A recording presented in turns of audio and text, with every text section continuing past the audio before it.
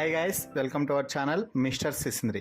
Big Boss Telugu season 8 wild cards entry తర్వాత మరింత ఆసక్తిగా మారిపోయింది. వైల్డ్ కార్డ్స్ అంటే పాత కంటెస్టెంట్స్ పోసుకుంటున్నారు అని చెప్పవచ్చు.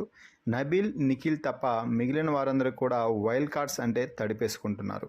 అయితే ముఖ్యంగా నామినేషన్స్లో wild cards audience point of వ్యూలో మేము ఇప్పుడు పాయింట్స్ చెప్తున్నామని చెప్తున్నా కూడా పాత కంటెస్టెంట్స్కి అసలు విషయం అర్థం అవ్వడం లేదు. వైల్డ్ కార్డ్స్ చెప్పే విషయాల్ని బాగా అర్థం చేసుకుంటే వారి గేమ్ బాగా పెంచుకోవచ్చు. కానీ వారు ఆ పని చేయకుండా కేవలం డిఫెండ్ చేసుకోవడానికే ఎక్కువ ప్రాముఖ్యత ఇస్తున్నారని చెప్పాలి.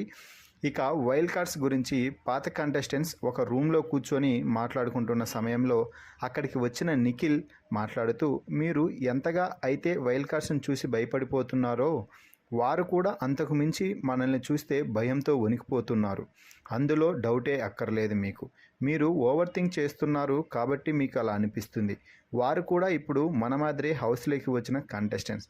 కాకపోతే వారికంటే మనం కేవలం 5 వారాల ముందు వచ్చాము. మీరు మీ ఇష్టం వచ్చినట్టు ఉండండి, డోంట్ వర్రీ. నేనైతే ఒక ఫుల్ క్లారిటీతో ఉన్నాను.